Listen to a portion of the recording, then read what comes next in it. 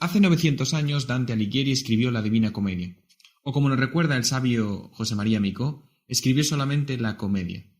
Pero ¿qué más da lo que diga? Si el mundo de hoy no quiere leer los libros que se editaron hace 5 minutos, va a querer leer los que se pensaron hace 9 siglos.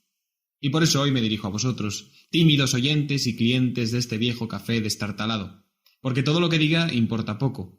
La cultura está de capa caída, y ya nadie entiende por qué merece la pena coger un libro de los clásicos y enfrentarse a todo su arte. Por eso estoy aquí y me dirijo a vosotros, porque de entre todas las tareas inútiles que me he propuesto, la que más me apetece es la de hablaros de literatura. ¿Por qué? ¿Por qué querría yo en este podcast hablaros de semejante cosa? Pues porque en la literatura está todo aquello que merece la pena grabarse en un papel. Y en concreto, Dante, hace 900 años, escribió una obra maestra, una comedia que cambió la mentalidad de las generaciones venideras, que aún nos cambiaría a nosotros si nos atreviésemos a abrirlo. Imaginaos a un hombre en la Italia religiosamente medieval, narrando un viaje por el más allá cristiano, por el infierno, el purgatorio y el cielo. Imaginad a ese hombre valiente, colocando a todos sus contemporáneos y a tantos personajes históricos en las distintas zonas, siguiendo la ortodoxia moral, pero colocando en el infierno sin complejos a papas, amigos y grandes personajes de su época y de otras tantas épocas. Desde luego que el argumento es interesante. Nosotros, en nuestra actualidad, no nos hartamos de juzgar cada día a todo el mundo, de colocarlos en un infierno hipotético. Este tendría que dimitir. Ojalá lo despidan. Ojalá su novia lo deje. No sé cómo lo soporta su familia. Dante, en cambio, tuvo más valor que nosotros. Compuso una obra de arte para permitirse el lujo de juzgar al mundo que lo cobijó y que lo rechazó. Y así uno entiende el valor de un juicio moral, cuando no lleva el ruido de superficialidades, cuando es una propuesta seria y bella de cambiar el mundo. A ver quién es capaz de criticar a todo ser viviente siguiendo la ortodoxia de su tiempo, siendo fiel a la propia lógica y honesto con las propias miserias. Ahora yo, humilde lector, me dispongo a haceros una pequeña reseña. En realidad, no estoy solo. Luis y Álvaro me acompañarán para poder charlar un rato de este genio y su genialidad. Yo no soy digno, ni me siento así, pero se me ocurrió que un clásico de literatura universal como este puede ser objeto de una conversación distendida, de un rato de ocio, ¿por qué no? Por este y otros muchos motivos, esta hora de podcast distará mucho de lo académico, y hasta aquí puedo leer. Solo pido ahora que he de enfrentarme a esta gran obra, aquello que pidió el genio en la Divina Comedia. No bastará la fuerza de mi afecto para corresponder a vuestra gracia, que responda por mí el Omnipotente.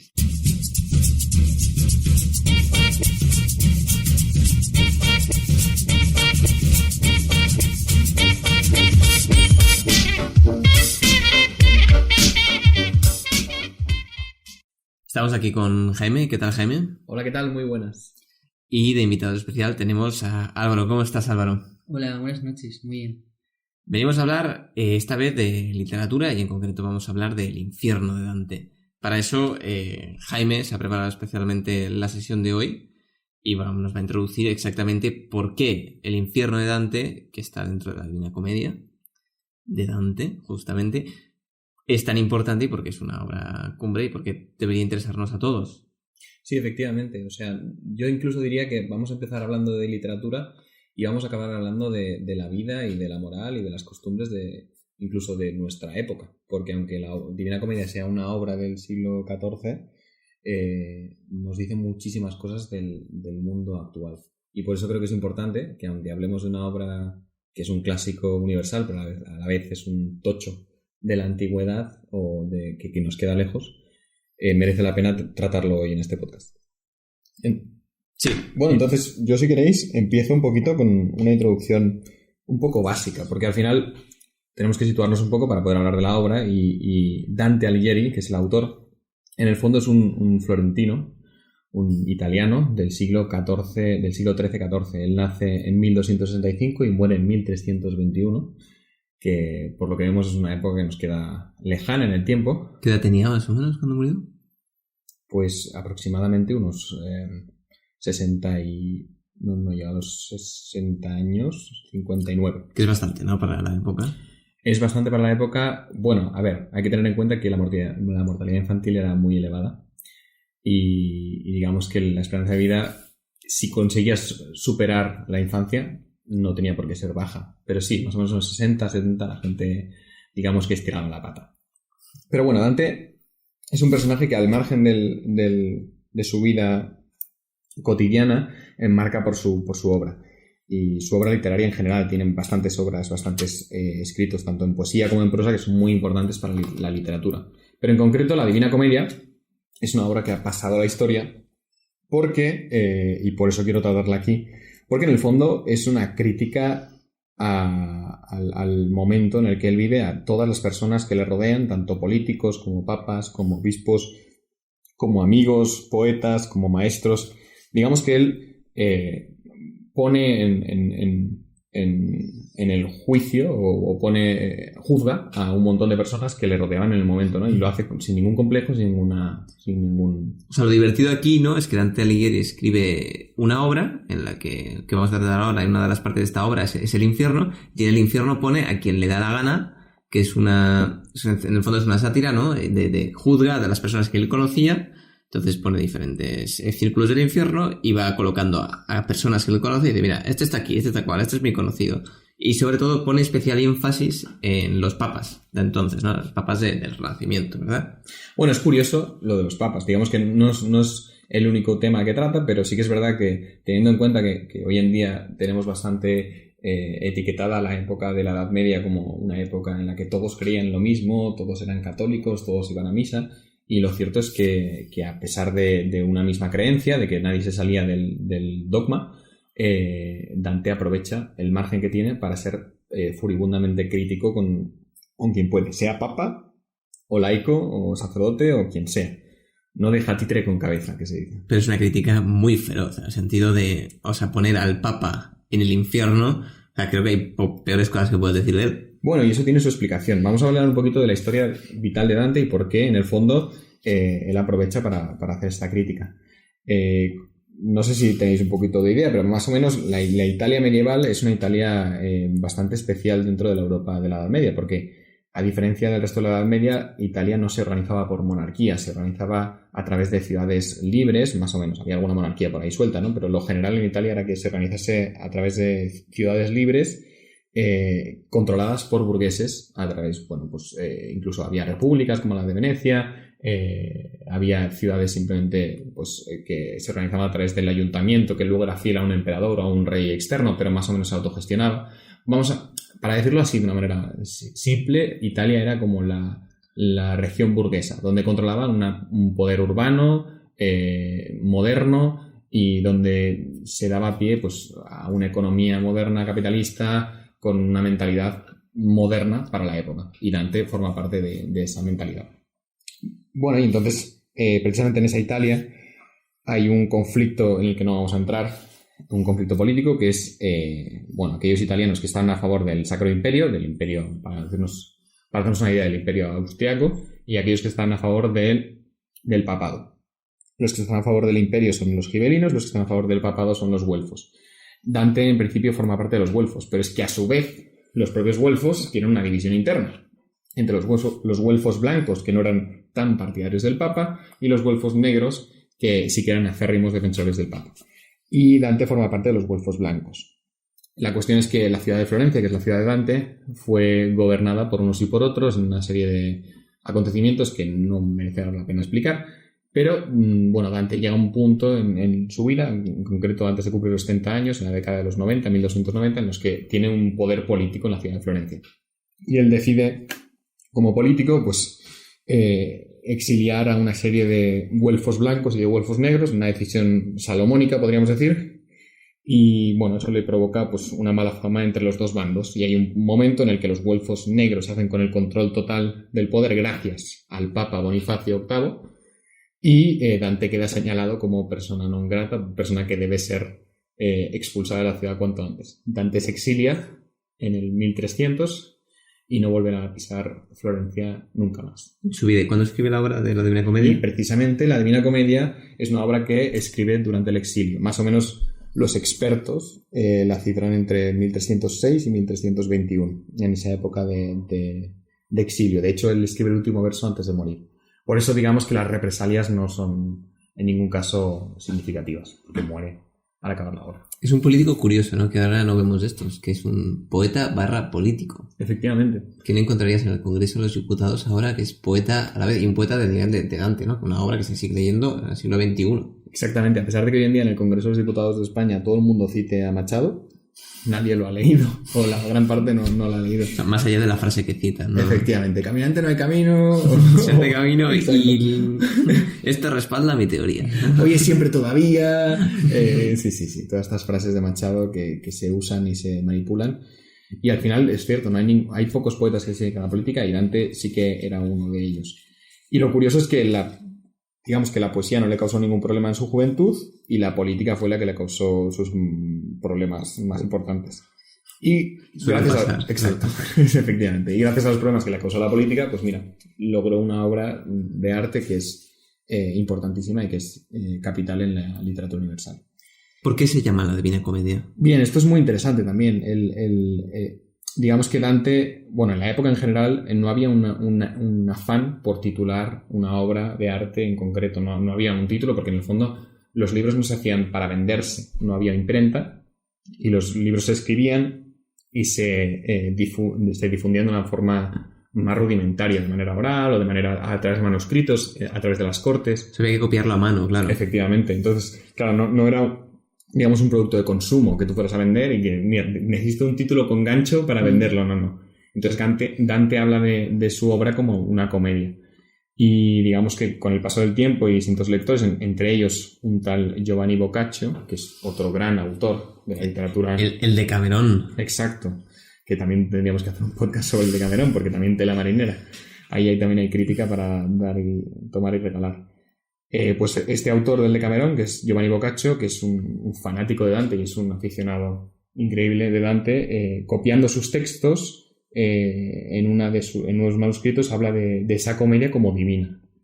Y a partir de ahí, pues los distintos editores, cuando ya aparece la imprenta en el siglo XVI, la publican como la Divina Comedia de Dante. A por Boccaccio. Claro, a raíz de Boccaccio.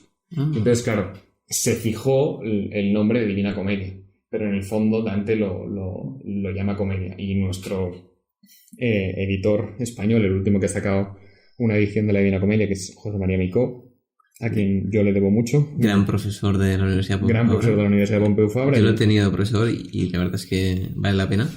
Un sabio donde no quedan. Y bueno, ha sacado su traducción en la edición del Acantilado de la Divina Comedia y lo ha titulado La Comedia, sin decir divina, precisamente por esto, porque para él Dante jamás quiso titularla como divina.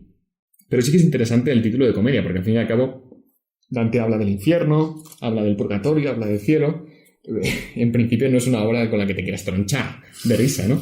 Pero la titula comedia, ¿no? Porque sí que es cierto, y esto lo dice el propio José María Micó y digamos la literatura clásica, los cánones de literatura clásica, toda aquella obra que empieza mal pero termina bien es lo opuesto a una tragedia, por lo tanto es comedia.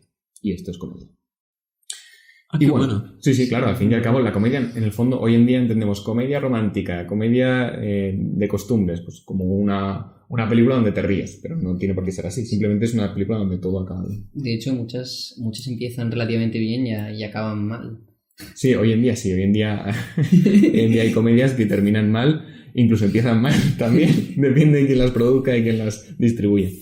Pero bueno, a lo que íbamos. Dante, digamos que, aparte de que es verdad que publica otras obras importantes, la comedia es la obra de su vida. Y en concreto porque está muy bien estructurada y muy bien trabajada. Y él lo que piensa es en una obra que consista en un viaje espiritual. Un viaje de su alma o de él mismo, porque él también viaja no solo en alma, sino también en cuerpo, hacia el más allá. Y el más allá católico. Y eso implica viajar al infierno, viajar al purgatorio, que es un elemento que podríamos explicar, pero quizá más adelante, y viajar al cielo, al paraíso. Y entonces él estructura la obra con una parte en el infierno, una parte en el purgatorio y una parte en el paraíso.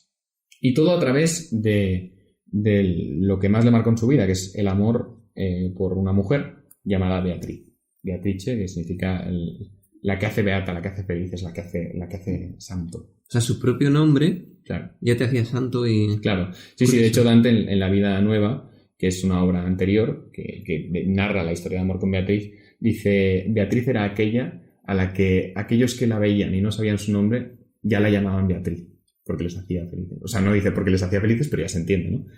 La llamaban Beatriz sin saber su nombre. Es amor platónico. Claro, sí, de hecho es el primer autor, de los primeros autores que fijan ese amor platónico que hoy en día nosotros vivimos constantemente. Es verdad que un poco contaminado por el romanticismo del siglo XIX, pero ahí estamos. Beatriz, una mujer que no era su mujer. Efectivamente, esto es un tema interesante porque en la Edad Media, a pesar de que nosotros, por culpa de Hollywood, tengamos etiquetada la Edad Media como una edad oscura y terrible, eran mucho más liberales de lo que pensamos. Y con respecto al amor, eran tremendamente liberales, porque ellos concebían el matrimonio como un lugar de procreación y de una relación afable o amistosa, pero el lugar de la pasión, el lugar del enamoramiento, era quizá otro. No tenía por qué ser el hogar o la mujer en concreto. Pero es que esto en realidad es algo cotidiano, nos sucede a todos. Tú puedes casar con una mujer y enamorarte de la vecina. Te puedes casar con un hombre y enamorarte del vecino. Pero sí es cierto que hoy en día la idea de una persona que está casada que haga poemas para otra mujer y que los publique... Sí, sería motivo de divorcio, incluso, ¿no? Y es un escándalo, ¿no? Es decir, a poco que sea famoso... Pero es una hipocresía, porque esto sucede. O sea, tú puedes estar perfectamente enamorado de tu mujer, te casas para toda la vida, pasan 10 años y te enamoras de otra. Es que es lógica pura, o sea, va a suceder. Es bioquímica del cerebro, ¿no? Es ley de vida. A ver, no, Jaime. O sea, estás aquí ya generalizando, ¿no? No, sucede, y si se dan las circunstancias puede suceder, pero vamos, tanto como ley de vida no lo... Bueno, es muy probable, Luis, que si te casas, te fijes en otras mujeres que no son tu mujer. Sí. Por descontado. Sí, si te casas, si no te casas o cualquier cosa. Efectivamente, al final es cuestión de fijarse, ¿no? Ya. Y eso sucede. O sea, fijarte te fijarás. Pero lo bonito de Dante y de los poetas de la Edad Media y de la Edad Moderna también es que esto no lo llevan como un trauma o como una carga moral. Simplemente es algo que sucede y que hay que sobrellevar de una manera o de otra. Y Dante, precisamente, lo enfoca de una manera bellísima, porque al final Beatriz no es la que le lleva por el camino de la infidelidad o el camino del pecado. Beatriz es la que le lleva a Dios. Y el amor platónico. Efectivamente. Definitivamente. Bueno, pero es interesante recuperar quizá la idea del amor platónico en una época en la que ya no hay ideales prácticamente para nada, ¿no? O hay poquitos ideales, y más hablando del amor. Pero bueno, vayamos un poquito a la obra de la Divina Comedia. ¿Qué es lo que hace Dante con su Divina Comedia? Él, digamos que es muy metódico, muy sistemático, y se prepara una obra que está, de hecho es que está perfectamente preparada desde el principio, que se estructura a través del número 3. Como ya hemos dicho, él tiene que pasar por 3 fases distintas o 3 lugares distintos que son infierno, purgatorio y paraíso, y él realiza un canto introductorio y luego 33 cantos que son, digamos, un canto sería el equivalente a un capítulo hoy en día, ¿no? Pues un canto introductorio donde explica un poquito más o menos de qué va la obra y abre ya lo que nos más adelante, y luego 33 sobre el infierno, 33 cantos sobre el purgatorio y 33 cantos sobre el paraíso. Y de tal forma que la obra consta de 100 cantos, el número de la perfección. Y la simbología numérica tiene mucho que ver aquí. Se lo sé, la Trinidad, Claro, al final la Trinidad, el número perfecto, la simbología es muy importante. La Trinidad, como bien sabéis, es esa sociedad del Dios católico entre Dios Padre, Dios Hijo y Dios Espíritu Santo, número 3, y a través del número 3, pues evidentemente Dante juega con esto y también, pues por ejemplo, él conoce a Beatriz a los 9 años, esto lo dice en una obra anterior que es Vida Nueva, de la que ya hemos hablado, y el 9 es un múltiplo de 3 y también es símbolo del Espíritu Santo. La numerología en este caso, o en la Edad Media en general, tiene una importancia capital. Y en esta obra pues no va a dejar de ser importante. O sea, aquí lo divertido un poco, ¿no? Que cuentas que lo escribe después de su destierro en Florencia y me impresiona así un poco reduciendo, es que coge a la gente que conoce, la que le cae bien, la que le cae mal, entonces los que les cae más o menos bien los pone en el cielo, los normalitos al purgatorio, estoy reduciendo evidentemente un poco por hacerlo cómico, y los que le cae mal los pone en el infierno, ¿no? Así, y además... Sí, no, es así. Lo que pasa es que hoy diríamos los que le caen mal y ya está, pero para Dante el hecho de que le caiga mal a una persona no es una percepción subjetiva, es me cae mal, pero le he juzgado y moralmente merece el infierno. Y eso es más interesante todavía, Claro. más divertido todavía. Claro, se pone un poco la posición de Dios. En plan, me cae mal, pero porque es malo. Efectivamente. Es un poco, y además me hace gracia porque es un poco como actualmente las batallas de gallo, ¿no? Porque no es que solo se meta con ellos, sino que lo hace con rimas. Efectivamente. Y hay unas rimas que llegan al siglo XXI. Es decir, Y además, él se inventa una forma de rimar, porque se inventa una estrofa, el terceto encadenado. Y, Es muy interesante. Claro, es un tipo que en el fondo está reinventando la lengua, porque pensad una cosa, el italiano como tal no existía. Hoy en día hoy escuchamos a los italianos hablar y pensamos que es una lengua milenaria y no es cierto. En aquella época, en el siglo XIV, había dialectos diferentes. El toscano, dentro del toscano pues había diferentes dialectos. Los fiorentinos hablaban de una manera y claro, él mismo con su dialecto florentino y barajando otros dialectos y inventándose palabras, porque se inventan muchas, al final crea la lengua italiana casi. Tanto él como su sucesor Petrarca, como Boccaccio, de quien hemos hablado, fijan un tipo de lengua que luego en el siglo XIX se glosará como lengua italiana. Pero hasta ese momento... No, brillante. Hablando un montón haciendo una parte con las batallas de gallos, me acabo de acordar que el otro día mi hermana volvió de la universidad diciendo: los de Red Bull nos han patrocinado una batalla de gallos a la fiesta de la universidad. Y mi madre se quedó como muy perturbada y dijo: ¿pero eso es legal? Porque se pensaba que literalmente pagaban a Una pelea de gallos gallos, de verdad. para matarse, Con ¿sabes? navajas clavadas Y en... vosotros tranquilizasteis de que Vale, un animal se habría herido, ¿no? Exacto, le explicamos que no, que era otro tipo de batallas de gallos. Pero mira, esto en época de Dante también pasaba. Al final tiene que haber un mecenas. Y Dante, cuando se exilia de Florencia, necesita que le den cobijo. Y al final, entre el noble de la esquina, el amigo de no sé dónde, él va sobreviviendo durante 20 años su exilio. Y es importante que a los poetas haya quien les mantenga. De hecho, parece que, bueno, por lo que he leído, parece que Dante no tenía ningún problema para encontrar a alguien que le cobijas. O sea, Claro, es mecenas por, digamos que, a lo largo, o sea, por muchos sitios. Es que también hay un se iba punto- moviendo de sitio y encontraba mecenas en todas También hay un partes, punto de por su prestigio. la economía y de la economía de la época. Es decir, en aquella época sí que cuando hablamos de la Edad Media, pensamos en cierta desigualdad, ¿no? Los pobres campesinos que soportaban los impuestos duros de los nobles que se llegaban a comer carne y a maltratar a los campesinos. Pero primero, que los campesinos no vivían tan mal, y segundo, que precisamente el simple hecho de que el noble no tuviese de qué preocuparse porque sabía que iba a comer al día siguiente, le hacía ser más hospitalario y más generoso. Y con los poetas, claro, los artistas vivían básicamente de la riqueza de los nobles, que les daban para poder vivir. Incluso en esta Italia tan burguesa sucedía exactamente eso, básicamente. Y Dante sobrevivió por los ricos que no tenían ningún problema en compartir con él. Y no sacaban ningún rédito político de la Divina Comedia. Habría que estudiarlo, pero no hay un rédito concreto, ¿no? Una finalidad política concreta en la Divina Comedia. Pero había un tema, ¿no? Bueno, no sé, me invento, pero tal vez de vanidad, en el sentido de mira, gracias a mí se ha hecho esta gran obra de arte, ¿no? Es decir, ¿por qué se pagaban las grandes construcciones, las grandes obras de arte y demás? Pero eso no se podía... es difícil de sacarle un rédito político a eso. Yo qué sé, por ejemplo, Virgilio, es verdad que sí que era alimentado por el emperador Octavio Augusto, para que pudiese sacar una obra que unificase o uniese o contribuyese a la unidad de los romanos. Ok, pero en la Edad Media, con la cantidad de señores feudales, de poderes que había, era muy complicado que una obra de arte sirviese para legitimar un poder concreto de uno de los principitos que había, porque es que ya te digo, hay muchos poderes fragmentarios en toda Italia y en toda Europa también, pero en Italia más todavía, y eso digamos que es un caos constante. Porque hoy, Jaime, hablaremos del infierno, ¿no? Concretamente. Sí, de hecho la intención es centrarnos solo en el infierno, que al final es la parte más interesante, que más gusta a todo el mundo, de hecho, porque es la más escabrosa, la que da más que hablar. O sea, una cosa que me parece muy curiosa es que ahora que hablabais de lo de que Dante no solo dice me cae mal, es malo y lo he juzgado, sino que de hecho es muy preciso, porque distingue como hasta nueve círculos de infierno y clasifica esos malos desde el menos malo hasta el peor de todos. Sí, porque Dante al final esto digamos que tiene un sentido en la economía de la Italia de la época, ¿no? Pero los burgueses de la época estaban formados, eran gente que había estudiado, y Dante había estudiado bastante y conoce la filosofía de Aristóteles y conoce la filosofía de Santo Tomás de Aquino, y perfectamente sabe cómo la Iglesia estructura a los pecadores y por qué motivos los envía a un lado o a otro, o por qué alguien peca más fuerte que otro, y eso lo sabe a la perfección.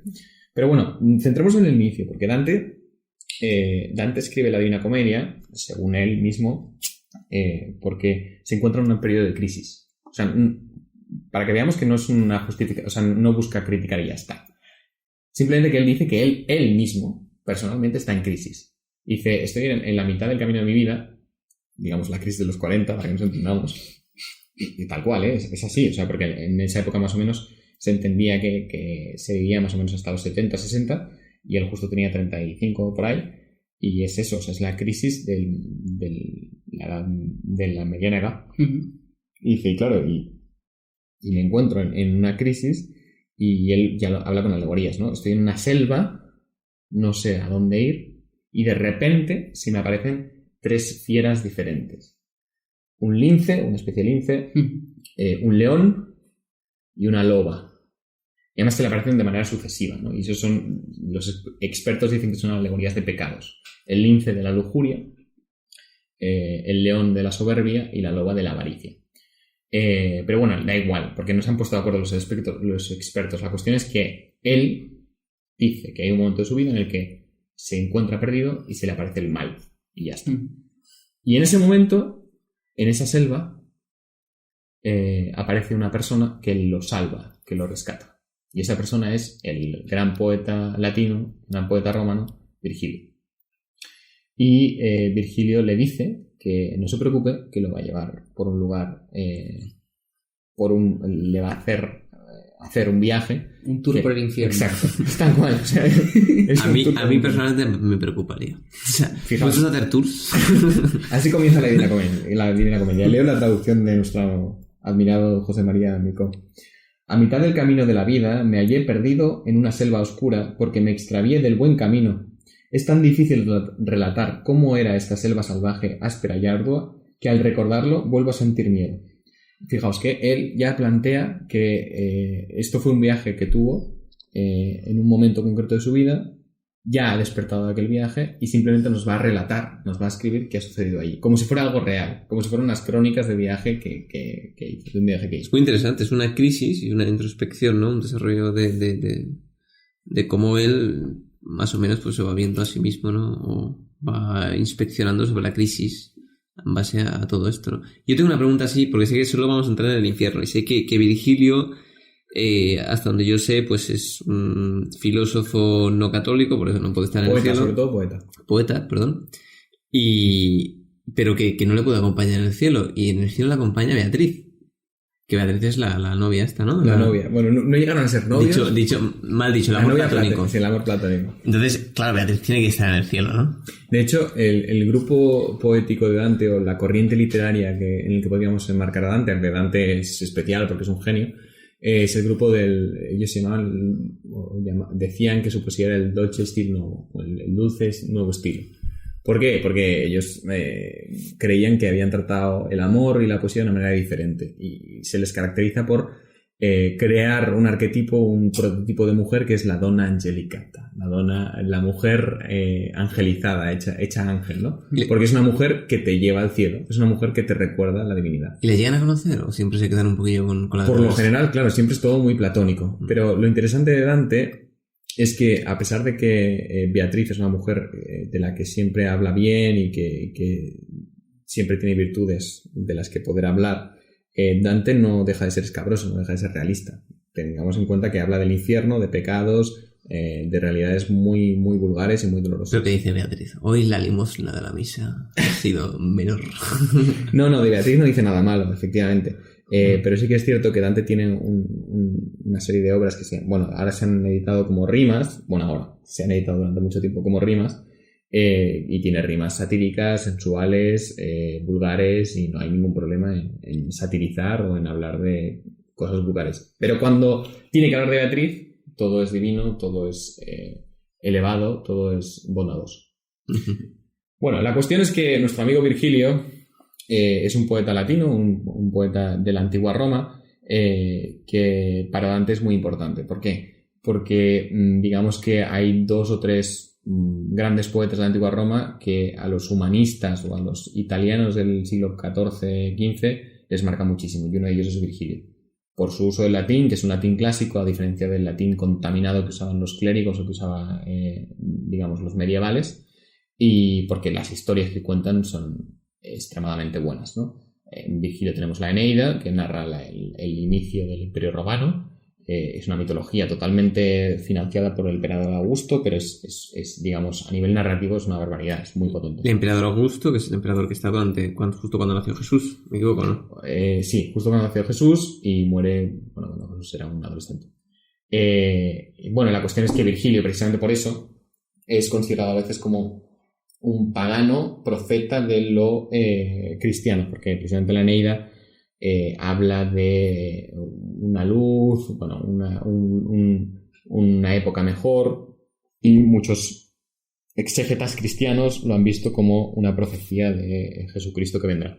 Pero al margen de eso, también es verdad que Virgilio simplemente es un referente para Dante. Y luego también que Virgilio en su obra La Eneida, a su personaje Eneas, lo lleva por el infierno, por el inframundo pagano, con lo cual Dante necesita a Virgilio porque Virgilio ya ha llevado a uno de sus personajes por el infierno, y Dante lo que va a hacer en la Divina Comedia es viajar al infierno. Necesita, evidentemente, a un personaje como Virgilio. Esto desde el punto de vista psicológico estoy seguro que tiene una explicación muy interesante. O sea, la idea de cuando tienes un problema tienes que ir al inframundo para ¿sabes? Esto es Jordan Peterson. Claro, sí, algún día tenemos que invitarle para que nos explique. Efectivamente, Dostoyevsky también decía, ¿no?, que para ser novelista tenías que sufrir males y padecer muchísimo, ¿no? Y él veía su enfermedad de la epilepsia como una bendición porque le había ayudado a sufrir, o su estancia en Siberia le había ayudado a sufrir para poder producir las grandes novelas que había escrito. Y Dante en el fondo es eso, o sea, al final una crisis mortal o casi mortal en su vida, y lo que lo rescata de esa crisis es precisamente una obra como la Divina Comedia. Esto me recuerda a que hace poco Cayetana Álvarez de Toledo citó a Camille Paglia como referente feminista, y Camille Paglia, cuando le preguntan sobre el feminismo y le dicen ¿cómo es posible que no hubiera mujeres como Miguel Ángel o Da Vinci y tal? Y ella responde, es que las mujeres no llegamos a tal nivel de frustración, no estamos tan desesperados para crear un arte así, ¿no? No llegamos a ese dolor. Y lo explica tal cual así, es decir, o sea, lo producen por el estado tan deprimido al que llegan, ¿sabes? Sí, en la serie de Fleabag, y ya sabéis que yo soy muy fan, hay un momento épico en el que el personaje de Fleabag, que es el protagonista, habla con una mujer de negocios ya mayor, lesbiana, que le dice, mira, nuestro problema, el de las mujeres, es la regla. Y al final los hombres que no tienen la regla se han tenido que inventar las guerras, se han tenido que inventar las empresas, se han tenido que inventar un montón de mierdas para poder sufrir. Exacto, para poder sufrir y estar vivos. Bueno, sobre todo, más que para sufrir, también para decir que sufren. Exacto, para poder sentirse vivos. Y bueno, al final Dante es un hombre más, y la verdad es que es un tío bastante interesante. La cuestión es que llega con Virgilio al infierno, y en la puerta, bueno, está esa famosa inscripción. Leo otra vez a nuestro amigo Micó, la traducción de Micó, dice: por mí se entra en la ciudad doliente, por mí se entra en el dolor eterno, por mí se llega a la perdida gente. La justicia movió a mi creador y me hizo la divina potestad, el saber sumo y el amor primero. Antes de mí tan solo se crearon cosas eternas, y yo eterna duro. Dejad toda esperanza a los que entráis. Y esta es la frase famosísima, la leo en latín un poquito: lasciate ogni speranza voi che intrate. ¿En italiano? ¿Pero no estaba en italiano originalmente esto? Bueno, lo acabo de leer. Lasciate ogni speranza voi che intrate. Nuestro amigo José María Micó ya lo explica en varias conferencias, y es real. Se imprimió esta frase y la puso en su despacho. Dejad toda esperanza a aquellos que entráis. Pero hay que decir que en realidad es un tipo excepcional. Pero tiene bastante diversión. O sea, era más humor que realidad, ¿no? Sí. Bueno, y claro, Dante se encuentra con eso, ¿no? Y de hecho se desmaya y sufre muchísimo miedo por lo que está a punto de ver. Pero bueno, lo interesante al entrar en el infierno es que Dante sitúa el infierno justo debajo de Jerusalén, ¿no? Él llega de la selva que está al lado de Jerusalén y entra en el infierno. Y sí, ¿qué es esto? O sea, el infierno es por Jerusalén. Claro, porque digamos que Jesucristo, cuando muere, Baja a los infiernos. Claro, baja a los infiernos. Entonces se entiende que el infierno está debajo de la tierra, en concreto debajo de Jerusalén. Físicamente. Efectivamente. Entonces, Claro. él en su crisis de repente está en una selva al lado de Jerusalén. Sí, y no explica por qué, como si fuera algo onírico. Sí. No sabemos si es un sueño o realidad. In media res. Exacto. Y entonces baja al infierno desde Jerusalén, con Virgilio. Vale. Y bueno, leen la inscripción de la puerta, etcétera, etcétera. Y bueno, la cuestión es que nada más entrar, se encuentran con lo que se llama el anteinfierno, ¿no? Como si fuera el vestíbulo del infierno, ¿no? La entradita, ¿no? El hall. Dejan los abrigos. Efectivamente. Y allí donde dejan los abrigos también dejan un poquito a la purria. Aquellos que no quiere ni Dios ni Satanás. Y esto es muy interesante, ¿no? ¿En serio? Efectivamente, esos son los más... A mí me interesan muchísimo. Son Los más miserables. Efectivamente. Hoy en día los llamaríamos como los tibios. Nico lo traduce como los pusilánimes, los del alma débil, ¿no? Y más o menos lo que descubre Dante preguntándole a Virgilio es que son aquellos que no se han decidido ni por el bien ni por el mal. Aquellos que no viven de ningún ideal, ¿no? Ni para un lado ni para el otro. Y es que no se deciden. Esa gente... A mí la idea de que ni Dios ni Satanás los quiera Ya es el colmo, ¿no? me parece buenísima. No, este no, ni para infierno. Le pregunta a Dante, maestro, ¿qué es lo que oigo? Dime quién es esa gente que en el dolor está sumida. Y él dijo, estás oyendo al miserable lamento de las almas desdichadas, que sin infamia y sin loor, de loar, de alabanza, O sea, sin pena ni gloria, ¿no? Exacto, sin pena ni gloria vivieron. Van con el coro vil de aquellos ángeles que a Dios no fueron fieles ni rebeldes, porque pensaron solo en su partido. Por no marcharse, lo rechaza el cielo, y tampoco el infierno los acoge, pues podrían dar gloria a los malditos. ¿Y qué puede, maestro? Pregunta Dante. Ser tan grave, dije, para que griten de este modo. Respondió Virgilio. Lo diré muy brevemente. No tienen la esperanza de la muerte, y es su vida tan negra y tan innoble que cualquier suerte ajena es envidiable. O sea, imaginaos. O sea, no son dignos ni de perecer en el infierno, ni de disfrutar en el cielo.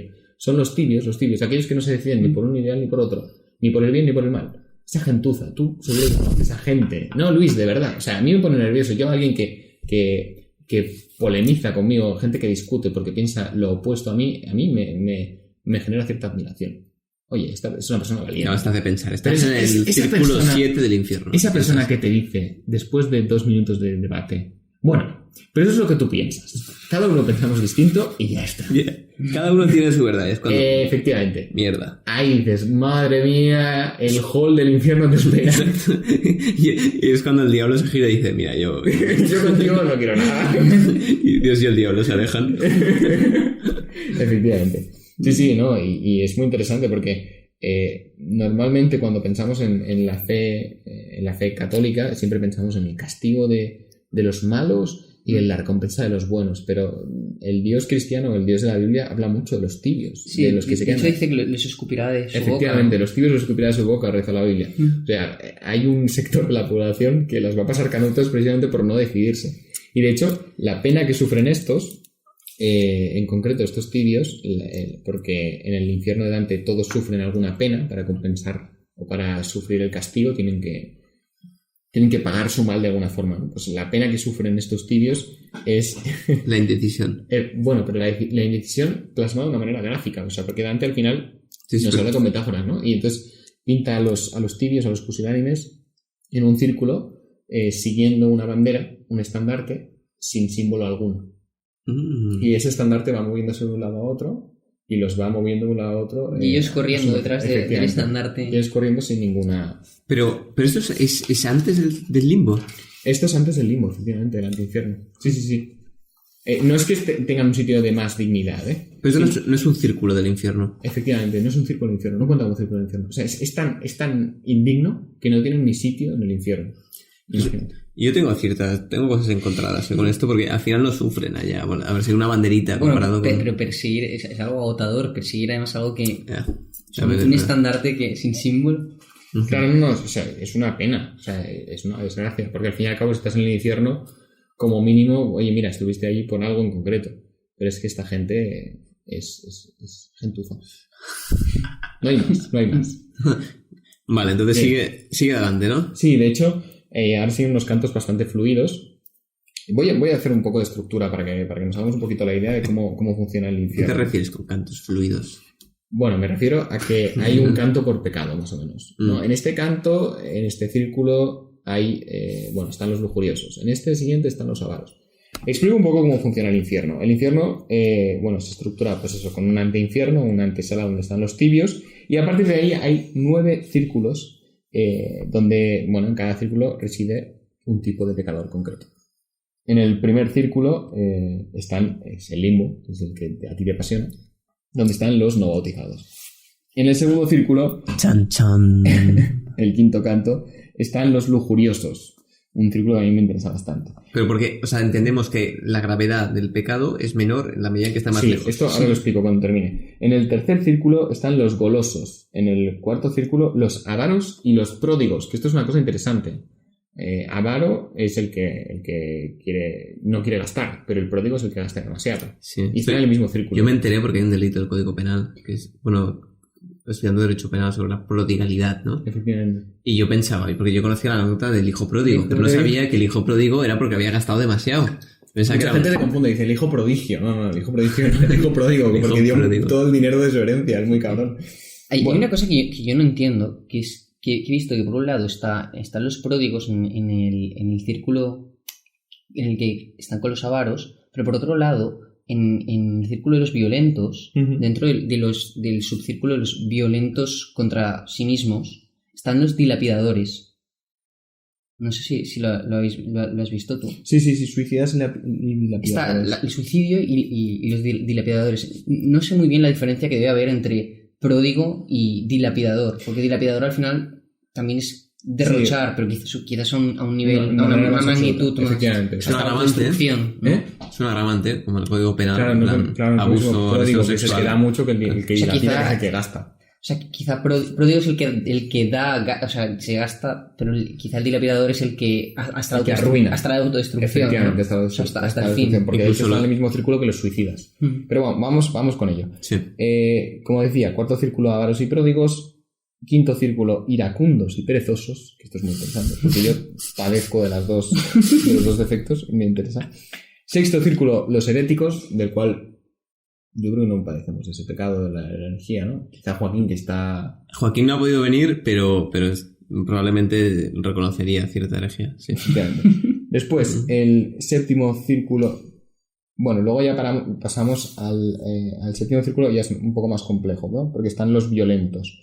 Están los violentos contra los demás, los homicidas y los tiranos, los violentos contra sí mismos, como bien decía Álvaro, suicidas y dilapidadores, y los violentos contra Dios y naturaleza, que son blasfemos, sodomitas y usureros. Y hablaremos de esto si hay tiempo. Seguimos. Luego están los rufianes y seductores en un círculo ya del fraude, ¿no? Fraudulento, efectivamente. Rufianes y seductores, lisonjeros, simoníacos, magos y adivinos, barateros, hipócritas, ladrones, malos consejeros, sembradores de discordia y falsarios. Y luego ya pasamos a los fraudulentos de una manera más grave, ¿no? Aquellos que han cometido un fraude más doloroso, que son los traidores. Son los que, digamos, que engañan, cometen fraude contra aquellos que les han beneficiado. Tenemos traidores a los parientes, traidores a la patria, traidores a los anfitriones y los peores, traidores a los benefactores. Y allí están, pues evidentemente, nuestro amigo Judas.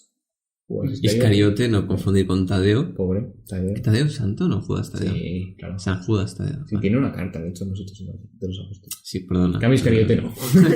Las cartas las dijeron, ya las rompemos por lo que pueda pasar. Había la bolsa, las 30 monedas. Había como un evangelio apócrifo, ¿verdad? De Judas. No lo sé, pero hay muchos evangelios apócrifos. De hecho, uno de los evangelios apócrifos en los que se basa la Divina Comedia es uno en el que San Pablo viaja al infierno. Y por eso la Divina Comedia se escribe, y de hecho el propio Dante dice: yo no soy ni Eneas, que es el personaje de Virgilio, ni Pablo, es verdad. Ni Pablo. Porque hay un evangelio apócrifo en el que San Pablo viaja al infierno. ¿En serio? Yo no conocía esto. No, yo tampoco, a raíz de la Divina Comedia. Pero no sabes qué hace en el infierno. No lo sé, supongo que enfadarse.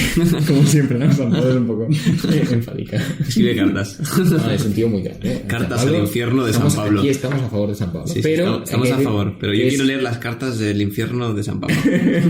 Queridos hijos, no hay nada que hacer. Queridos hijos de puta. Vosotros que ardéis eternamente. Bueno, vamos allá. Entonces, el círculo que me interesa ahora es el segundo círculo, que es el círculo de los lujuriosos. Vamos a ver. Precisamente como... Nos hemos saltado el limbo, ¿no? No, el limbo es el primero, tío. El primero, no. Yo quería hacer una pequeña... ¿tú quieres hacer? Vale, vamos a hacer... vamos primero. Importante. Dante sitúa el primer círculo como menos grave y el último círculo como más grave. Es decir, el primer círculo, que es el limbo, los no bautizados, es el pecado menos grave. No haber conocido a Dios, ya miras tú qué pecado. Pero bueno, es lo menos grave que puedes cometer en la vida. No haber conocido a Dios. No haber conocido a Dios. Que o sea, ¿quién te mandaba a ti nacer y no conocer a en el Dios? siglo IV antes de Cristo? Aristóteles. ¿Qué coño naces? Que no naces cuando Cristo... Tiene culpa. Sí. Y luego el último círculo más grave, que sería pues la traición a los benefactores, Judas. Y bueno, Catón y Bruto, pero bueno, eso ya tiene que ver con la historia de la antigua Roma. Bien, vamos al limbo, ¿no? Que es lo que te interesa. Interesante el limbo. Hace unos años, con el Papa emérito, Benedicto XVI, salió una noticia que decía: la Iglesia Católica destruye el limbo. Ya no existe el limbo, ¿no? Como si tuviera una especie de poder sobrenatural. Entonces proyectaron ese poder y dijeron: ¡prá! El limbo no existe, ¿no? Entonces, esto no es así. Es decir, la explicación oficial es: el limbo siempre ha sido una solución teológica para explicar qué ocurre con aquellas personas que no están bautizadas, que no han podido tener la decisión del bien y el mal, un recién nacido que muere. ¿Dónde acaba, no? Porque no ha decidido entre bien y mal, porque no tiene ese nivel de conciencia, ¿no? Entonces, teológicamente siempre se había dicho, vale, pues todas estas personas que no se sabe bien, lo vamos a poner, crear una sección que es el limbo, propiamente. Entonces, lo que hace Benedicto XVI cuando es papa es decir, mira, el limbo, propiamente, la Iglesia nunca ha dicho que exista, sino que ha sido la solución teológica para todos esos problemas, ¿no? Y eso es lo que dijo. Entonces los titulares, porque al final al Papa hay que vender lo que dice el Papa, ¿no? Entonces los titulares fueron: el Papa se carga el limbo, ¿no? Pero es que el Papa Benedicto XVI es un académico muy importante, es uno de los mayores teólogos del siglo XX y es muy preciso con lo que dice. Entonces si te quedas con los titulares, es muy complicado entender su pensamiento. Pero la realidad es esa, la realidad es: la Iglesia nunca ha dicho probablemente que el limbo exista, sino que es una solución que se ha dado a todos esos problemas. Y el Papa Benedicto XVI dijo: mira, esa solución no es válida y va directamente al cielo. Ya está. Y eso es lo único que quería decir, me hacía ilusión. No, vamos a seguir. De hecho, Dante se queda a gusto, ¿no? Porque habla del limbo abiertamente, porque al fin y al cabo él es un humanista y como tal intenta recuperar la cultura clásica. Y entonces hay muchos autores de la antigua Roma que le apasionan, pero que no han conocido a Cristo. Y por lo tanto tienen que estar en el limbo. De la antigua Roma y de la antigua Grecia, ¿no? Y fíjate, cuando él entra en el limbo, Dante con Virgilio, él le pregunta: oh, tú que dignificas la ciencia y arte, bueno, así es como se dirige a Virgilio, ¿no? ¿Quiénes son esos que el honor merecen de estar ahí apartados de los otros? Me respondió: la honrosa y clara fama que de ellos aún resuena allá en tu mundo les hace merecer favor del cielo. Digamos que dentro del limbo hay una zona VIP. Y en esa zona VIP están los autores que le gustan. De hecho, les llama algo así como los magnánimos paganos, ¿no? Vamos a ver, dice: en ese instante oí una voz diciendo: honorad al altísimo poeta, su espíritu partió y aquí regresa. Hablando de Virgilio. Cuando esta voz cayó, vi 4 sombras muy grandes acercándose a nosotros sin mostrar alegría ni tristeza. Entonces dijo mi maestro: mira, al que viene primero, espada en mano, cual si fuera el caudillo de los otros. Es Homero, poeta soberano. El satírico Horacio es el segundo, y después Ovidio. El último es Lucano. Como a cualquiera de ellos corresponde el nombre que la voz ha pronunciado, los 4 acuden justamente a honrarme. Así, reunida vi la bella escuela de aquel señor del más excelso canto, que sobre todos vuela como un águila. Después de haber hablado un poco entre ellos, me saludaron con gesto afable, y mi maestro sonrió contento. Y después otro honor mayor me hicieron, pues me consideraron uno de ellos, y así, entre tanto ingenio, yo fui el sexto. Y esto es muy interesante, porque Dante habla de los grandes poetas de la Roma clásica, y, de la Grecia clásica, y dice: y yo era uno de ellos. Y es verdad, o sea, allí literariamente Dante evidentemente pues dice: oye, aquí estoy yo, soy una persona, soy una conexión entre ellos y el mundo. Claro, él se sorprende, ¿no? Es como si yo escribo mi infierno y de repente me encuentro ahí con García Márquez, Camus, ¿no? Con Machado y tal, y dice: ¿qué haces aquí, Luis? Si admiro tus obras aquí desde el infierno. Y yo, bueno. Pues mira, soy uno más. No soy tan bueno, pero bueno, si soy el sexto, ¿sabes? Efectivamente. Está muy bien. Sí, sí. Y bueno, sí que es cierto que hay una cierta amargura, porque a Dante se le nota, ¿no? Que quiere que esté en el cielo, ¿no? Algunos de ellos estén en el cielo, sobre todo Virgilio, que es el que le guía. Bien, vamos a la lujuria, ¿no? El canto quinto, el segundo círculo, el círculo de la lujuria, ¿no? Sí, ¿no? Vamos allá. Bien, Dante ya entra en materia pecaminosa, por así decirlo, ¿no? Y el primer círculo en el que trata de este tema es el círculo de la lujuria. Como decíamos antes, los primeros círculos son los menos graves. Luego, si el primer círculo pecaminoso es la lujuria, es que la lujuria es el pecado menos grave para Dante. Ya está. ¿Por está qué todo. será? Claro. Será... Aquí se puede psicoanalizar de muchas maneras a Dante, pero lo interesante es eso, que al final Sí, ha nosotros... tenido algún rasbaloncillo, pero bueno. No, es que tampoco- nosotros vendemos la Iglesia Católica, o vendemos a la Iglesia Católica a partir del cine de Hollywood, que es protestante principalmente, como la maquinaria infernal contra la sexualidad. Pero lo cierto es que no, que la Iglesia Católica no era tan agobiante. Fue a raíz de la Reforma Protestante que el tema de la sexualidad se volvió un poquito más obsesivo, una causa de obsesión. Pero en la época de Dante la sexualidad pues, era vivida de una forma más natural. Y era un pecado, esto no hay que decirlo, era un pecado. Pero de una forma, se vivía de una manera más moderada. Pero un pecado en tanto que es un exceso, ¿no? O sea, Efectivamente. un exceso de amor hacia algo mundano. Efectivamente, de hecho, Como la gula, por ejemplo. efectivamente, de hecho Dante sitúa en estos primeros círculos, tanto en el de la lujuria como el de la gula, como el de la avaricia, como en el círculo de los incontinentes, los que no han podido contenerse. No han podido contenerse porque el propio instinto les obligaba a ir hacia allí, ¿no? Y eso de alguna forma es más excusable, ¿no? Más disculpable.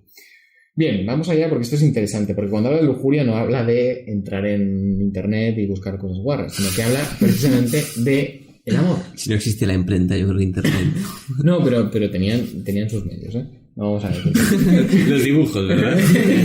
No, porque, ojo, un tema interesante que sería interesante hablar a nivel jurídico es el tema de la violencia, porque para Dante no es lo mismo una persona que es lujuriosa con alguien que le apetece que una persona que es violentamente lujuriosa. O sea, Luego situará... estamos hablando de no es abuso, es violación. Efectivamente, luego situará más adelante a los violentos... Contra el prójimo. Efectivamente, ¿no? Y ahí sí que hablamos de violaciones y tal, pero en el caso de la lujuria hablamos de pues sexo antes del matrimonio, el adulterio, etcétera, etcétera. Y él en concreto se centra en un caso muy bonito, que es el de Paolo y Francesca. Una historia de amor muy bonita de pues cuñados. Francesca se casó con el hermano de Paolo, pero Paolo, por lo visto, era más mono. O sea, se dio cuenta de que demasiado tarde que se había equivocado de hermano, ¿no? Y no solo demasiado tarde, sino que se dieron cuenta a raíz de la lectura. Y esto es muy interesante porque Paolo y Francesca, digamos que están en este círculo de lujuriosos que, por cierto, van volando, perseguidos por una tormenta de estorninos, de pájaros que les pican, con heridas. Sí, es todo bastante dramático. Y en ese torbellino Dante va señalando a gente que conoce. Por ejemplo, señala a Dido, que es una de las reinas de Fenicia, de Cartago, de las que Eneas con las que Eneas casi tiene relaciones, pero al final Eneas la rechaza y entonces Dido se suicida por amor, y entonces eso ya para Dante es un motivo para colocarla en el círculo de la lujuria. Va viendo gente conocida y en concreto dice: quiero a esos dos, Virgilio, quiero hablar con esos dos. Y Virgilio le dice: bueno, si apelas al amor que tuvieron, podrás hablar con ellos. Y entonces, Dante, por el amor que habéis tenido, venid, y consigue hablar con ellos. Ellos bajan y hablan con ellos. Y eso es que, de hecho, están muy unidos. Porque Virgilio entiendo que corta la pana, ¿no? Es decir, está en la antesala, pero se va dando vueltecillas, conoce a la gente. El que maneja un poquito el asunto. A charlar por allá. Sí. Y, pues ahí en concreto, la que más habla es Francesca. Y Francesca le explica cómo sucedió su historia de amor con Paolo. Resulta que Paolo y Francesca estaban leyendo crónicas artúricas, en concreto pues una historia de Rey Arturo. Artúrica, ¿sabes? Sí. Lanzarote, ya sabéis que es un caballero de la mesa redonda no está muy contento con eso de que la mesa sea redonda y que todos sean iguales, porque quiere ser, sobre todo, más importante y hacerle ojitos a la mujer del rey Arturo, a Ginebra. Vaya. Claro, y entonces, leyendo estas historias de Lancelot con Ginebra, pues digamos que acaban cayendo en las redes del amor. Y Paolo le besa en la boca a Francesca y, según Francesca, dejaron de leer. Porque hicieron otra cosa. Efectivamente, y esto es lo interesante, porque al final Dante, para explicar una historia de lujuria, una historia de adulterio, no deja de servirse de la literatura. Lo que inició esa historia de amor pecaminosa fueron obras literarias. Ya, es que hace mucho, ¿no? Claro que hace mucho. No, o sea, al fin y al cabo la ficción, la fantasía, la literatura nos saca de nuestro día a día. Nos puede sacar para bien o para mal, nos puede enseñar cosas importantes para nuestro día a día o nos puede evadir completamente. Pero también te digo la idea de que estuviera leyendo un libro solos debajo de un árbol. En una habitación. Parece una predisposición, ¿no? Sí, ¿no? Como ponerse un poco en ocasión. Exacto. Sí, pero lo peor de todo no es eso, lo peor es que el marido de Francesca los descubre y los asesina sin posibilidad de confesarse. Con lo cual... Eran un poco más brutos en esa época, ¿no? Digamos que eran un poquito más drásticos, sí. Tomaban decisiones más importantes. Vamos a leer un poco citas concretas de este canto porque la verdad es que es bonito en muchos sentidos, ¿no? Dice Dante a su maestro, dice: poeta, le pedí, me gustaría hablar a aquellos dos que vuelan juntos y van ligeros a merced del viento. Recordad que todos van en torbellino. Sí, sí. Dice: mi guía respondió: cuando se encuentren más cerca de nosotros se lo pides en nombre del amor que los impulsa. Cuando el viento los trajo hasta nosotros, les dije así: oh almas angustiadas, hablamos si no hay nadie que lo impida.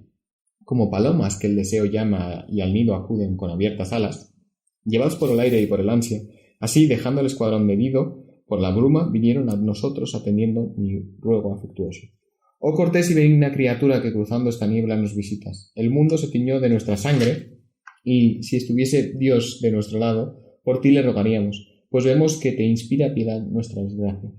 Lo que queréis saber, escucharemos y hablaremos de todo lo que os plazca mientras el viento calla y lo permite. La tierra en que nací tiene su asiento en la ribera donde el Po se amansa y desemboca con sus afluentes. Amor, que prende pronto en noble pecho, prendió en él cuanto vio mi hermoso cuerpo, que después cruelmente me quitaron. Amor, que al que es amado amar requiere, hizo que yo lo amase con tal fuerza que, como ves, aún no me abandona. Amor nos procuró una misma suerte. Caína está esperando al asesino. Caína es una zona donde están los violentos, traidores, y es donde está su marido, que sí que les asesinó. Estas son las palabras que dijeron. Cuando les escuché a estas almas maltratadas, bajé tanto la vista y la cabeza que mi maestro preguntó: ¿qué piensas? Yo respondí: ay, poeta, qué tristeza, cuán dulces pensamientos y deseos los condujeron a su triste sino. Después, volviéndome hacia ellos, les dije: Francesca, tus enormes sufrimientos me hacen llorar, piadoso y afligido. Mas dime, cuando estabais entre dulces suspiros, ¿cómo y cuándo amor os hizo tener por cierto vuestro afán dudoso? Y ella me dijo: no hay dolor más grande que recordar la dicha en la desgracia, y esto muy bien lo sabe tu maestro. Pero como con tanto afecto anhelas saber de nuestro amor el nacimiento, te lo dirán mi voz y el llanto a un tiempo. Leyendo por placer un libro un día, supimos que el amor de Lanzarote, estábamos a solas y sin cuita. La lectura juntó nuestras miradas muchas veces y nos ruborizamos, pero todo ocurrió por un pasaje. Cuando supimos que tan noble amante besó el sonriente y deseado rostro, este, que nunca abandonó mi lado, estremecido me besó en la boca. Libro y autor hicieron de galeoto. Ya no leímos más en todo el día.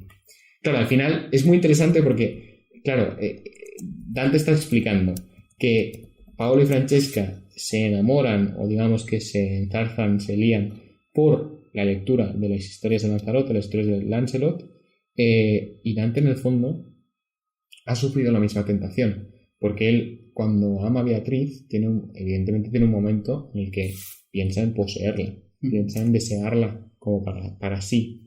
Y Paolo y Francesca le sirven de mal ejemplo, ¿no? De aquello de lo que tiene que huir, porque al fin y al cabo el amor que nos lleva por el mal camino, digamos que sería menos amor, ¿no?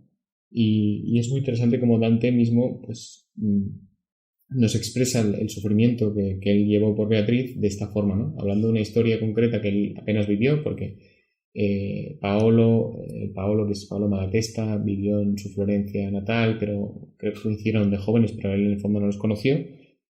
La historia se hizo famosa, pero él tampoco la vivió, pero en esa historia concreta él proyecta su destino fatídico con Beatriz.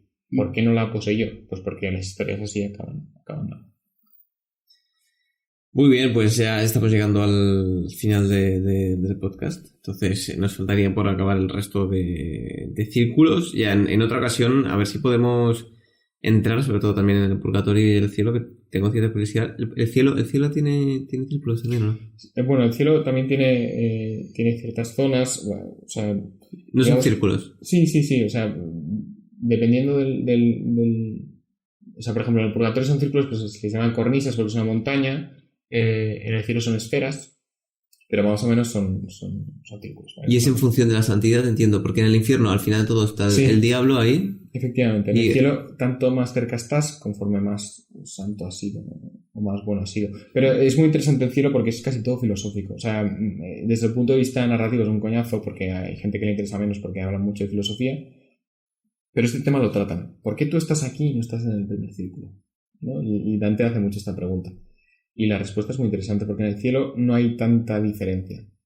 Es decir, los que están en el octavo o en el noveno dicen, bueno, yo sé que Dios me ama en el primero. Y eso ya lo hablaremos en su vida. Pero es muy interesante. Y no se encuentra a sí mismo, ¿no, Dante, en el cielo? No. Bueno, sí que es cierto que él encuentra gente que no está muerta todavía. ¿Y en el infierno también? Sí, porque él escribe la historia en 1306...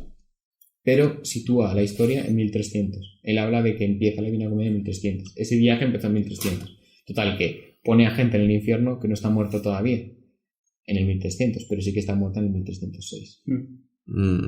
Gente que él pondría mano en el fuego, ¿no? Exacto, gente que ya, mira, no hay ninguna oportunidad. Muy bien. Pues ya continuaremos en otra ocasión. La verdad es que es un placer hablar sobre esto. Muchísimas gracias, Álvaro, por venir. Y muchas gracias, Jaime, otra vez más. Y nada, pues comentar si os ha gustado, si queréis otra parte y demás. Ahí vamos el podcast.